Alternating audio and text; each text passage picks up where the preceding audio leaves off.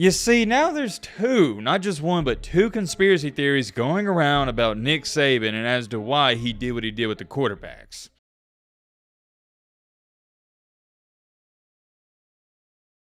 I can't believe these words are about to come out of my mouth, but ladies and gentlemen, boys and girls, we have an Alabama and Nick Saban conspiracy theory that is currently going on. Man, oh man, two of my favorite things in the world, a conspiracy theory and Alabama football. You can't make this crap up. I'm always hyped to film a video, but this one right here, I'm beyond ecstatic to get into this. And I hope each and every single one of you are excited to get into this, because in the off season, you're going to remember, you have to be an OG to remember this. We talked about some conspiracy theories with the Titanic submarine and just some other stuff here and there. And you guys more times than not tend to like the conspiracy theory, and this isn't even a far-fetched one. This is something that most people think is actually true. If some of you have no idea what I'm talking about or what we're about to get into, let's just say you're in for a treat. It involves Nick Saban and the quarterback situation and dilemma that is currently going on. That's all there is to it, but real quick, you know how we do the Sunday recaps? Check out this comment that somebody left on the recap video. Wicked Bronco Productions stated, Week 3 takeaways. Number one, Bama will be lucky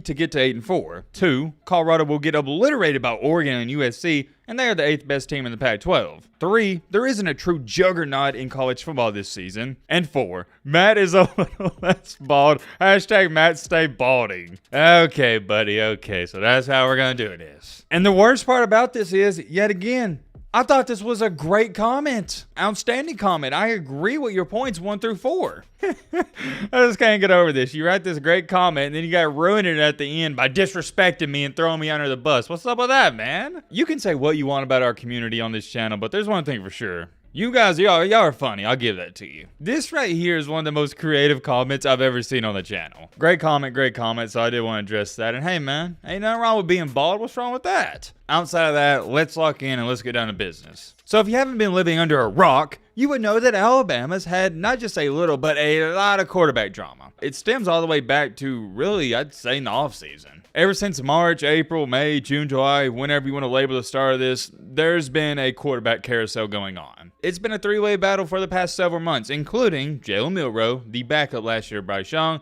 Tyler Buchner, don't even get me started on him, terrible, the transfer from Notre Dame, and Ty Simpson, former 5-star recruit. And ever since last year, it's been presumed that Jalen Milroe, he is the leading candidate. I think we can agree on that. Some people have been in favor of Ty Simpson starting over Milroe, but from all the sources I've talked to around that Alabama team, Jalen Milroe has been the QB1, and he's been the better option and better choice. Now, you can believe what you want, but you know your boy Matt has sources all around T-Town, and Jalen Milroe has looked better in practice. I have about 4 to 5 guys that go to the practices, and they're a part of the practice squad every single day, and every single one of them has told me Jalen Milroe is the best quarterback on the roster. Here's where things get a little tricky, though. Is it by a wide margin? No, not really. It's just right now, with how terrible the offensive line is, Jalen Milroe, with his legs, he's the best quarterback to play for this team in 2023. But here's the catch-22. Is Jalen Milroe going to make some mistakes? Is he going to throw an interception? Maybe 2. Is he going to have a costly fumble? Yes, but you got to live with it. With Jalen Milroe, you're going to get the good, but you're also going to get the bad. And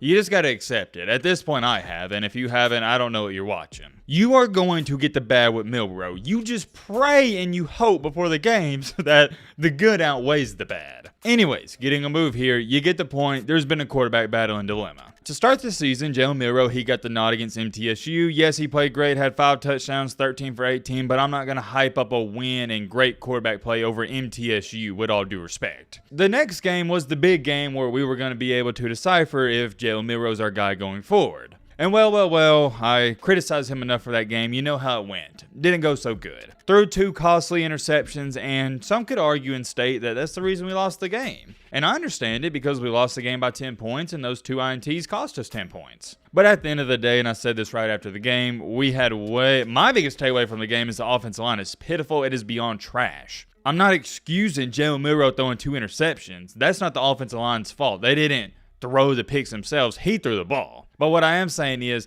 we had way more problems than just the quarterback not playing good. And shortly after that game, I believe on Monday or Tuesday, I was talking to my sources, and I think that's also when I broke the news to you guys that Tyler Buchner, he was going to be QB1 against South Florida. Did this catch people off guard? Well, yes, of course, because Some would say that Jalen Milroe didn't even play bad against Texas, and I agree. I don't think he played bad. Outside of the 2 interceptions, and I know it's hard to overlook that, but outside those 2 passes, I thought he played a solid game. It's just the 2 interceptions, they're so detrimental to a team. But my point is, a lot of people were scratching their head at Tyler Buchner getting the nod over Milroe. We've already talked about that enough as to why I think personally Nick Saban did this. I've said it before, I'm going to say it again. Saban knew heading into that South Florida game, no matter how bad we play, and believe it or not, we played as bad as we could, we're going to walk out there with a win. That South Florida team is pitiful. I think in the last 15 games, they're 2-13. They are a bad football team. So Saban was like, okay, I know what we already got in Milroe, but we might as well test down our other 2 guys, right? In Ty Simpson and Tyler Buchner, and well, that's what he did. Whether you agree with Saban doing that or not, that doesn't matter. He did it. Tyler Buchner and Ty Simpson playing in that game, that didn't shock me. I told you days before the game that was going to happen. But, and I have a really big but, you better believe this, what shocked me was that Jalen Milroe didn't play a single bit. That's what shocked me. He didn't even get 1 snap. So, of course, with Jalen Milroe not getting a snap, it raises a question. What's going on? Shortly after the game ended on Monday, I believe, on Monday, that's when I talked to my couple sources down there around that team, and there was a reason as to why Jalen Milroe didn't play in that game. Apparently and allegedly, Milroe was having some bad attitude problems throughout the practices. I'll put it this way to make a long story short. He wasn't too fond that he was having to share reps with Tyler Buchner and Ty Simpson, and after watching him play, I don't blame him. I'd have been upset too. We already talked about that in yesterday's video. If you haven't seen it, go check it out. Milroe wasn't happy and he was having some attitude problems. That's all there is to it. Or at least, that's what we originally thought. You see, now there's 2, not just 1, but 2 conspiracy theories going around about Nick Saban and as to why he did what he did with the quarterbacks. Conspiracy theory number 1 that is floating around, and I would say it's pretty dang believable, is that Nick Saban suspended Jalen Milroe for that game. And it makes a ton of sense because that game was tied 3-3, and we could have used Milroe. There was a good, I wouldn't say a good chance, but there was a chance we could have lost that game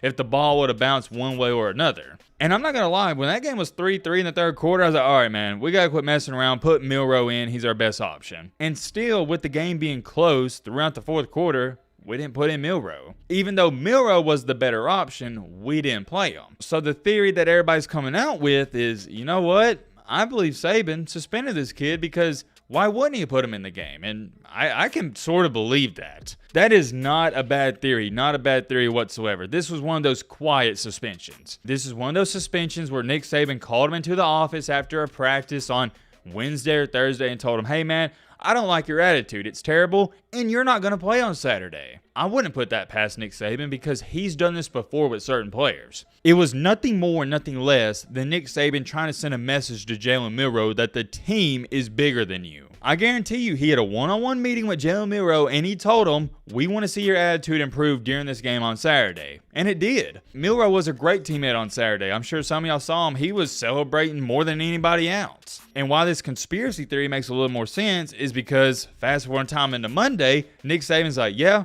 we like the way that Milroe responded, so he's our starter moving ahead and going forward. A little fishy, right? That he named him the starter that quick and that fast. It's not like we're playing Chattanooga State Water Aquarium Community College on Saturday. We're playing a top 15 team, an undefeated team at Ole Miss. This is a big-time game, and Saban didn't even think twice about it. He's like, yep, we're starting Milroe. You know why he did this? Because I think he had it in his mind all along. This is just a tryout for Ty Simpson and Tyler Buchner, and if they don't do good, we're going back to Milroe. And also, I think he suspended Milroe, or quote-unquote didn't play him, however you want to label it, to light a fire inside of him. So there's your conspiracy theory number 1, but here's conspiracy theory number 2. Conspiracy theory number 2 is Nick Saban didn't play Jalen Milroe because he wanted to send a message to the media and the rest of the country. What message did he want to send? That he was right by starting Jalen Milroe all along. Because what has everybody said, and even I fell victim to it myself, okay, Jalen Milroe, he's not the guy, we need to put in Tyler Buchner or Ty Simpson, blah, blah, blah, blah. I'm not going to lie. I've said it, and every other single person has said it. So I personally believe Nick Saban was tired of it and was like, all right, I'll show the rest of the country that I made the right decision, and Jalen Milroe is our guy. And this theory is a little hard-fetched, but many people thought that Nick Saban was like, yeah, we got a guaranteed win, so I might as well just prove a point in this game to the rest of the world. Do I believe that conspiracy theory? No. The one that I believe is the one we just talked about, conspiracy theory number 1. I firmly believe that Jalen Milroe was suspended for that South Florida game, because why else wouldn't he have played? This was a quiet suspension within the team. And it also goes back to this. Nick Saban said this right here. I'll pop up the quote. He even stated that Jalen Milroe is having attitude problems. And also word came out, and we talked about this in the previous video yesterday, that the players weren't playing hard because they wasn't in favor of Jalen Milroe not playing or getting suspended. At this point, is it even a conspiracy theory, or is this just common knowledge if you put two and two together here? It makes sense to me. The team didn't play hard, and news comes out after the game. The reason the team didn't play hard and they acted like they didn't want to be there is because they was upset that Jalen Milroe wasn't playing. Who knows? But here's what I do know. We got to put that in the past and we got to move forward. We are now heading into week 4, and I am tired of this BS that is going on with this Alabama team. We got our guy. Jalen Milroe is the best quarterback on this team, on this roster, and it's not particularly close. I don't care if he throws 3 interceptions against Ole Miss. I don't care if he has 3 fumbles. He's our guy. I've accepted it, and I'm done talking about the quarterback situation. There's no need to. He's my personal favorite quarterback on the roster because I think he gives us the best chance to win a game. I'm curious though. Let me know your thoughts down below. Do you think Nick Saban quietly suspended Milroe for that game? Do you think he was trying to send a message to the rest of the country? Let me know. I'm extremely curious, but let me know your thoughts down below about that.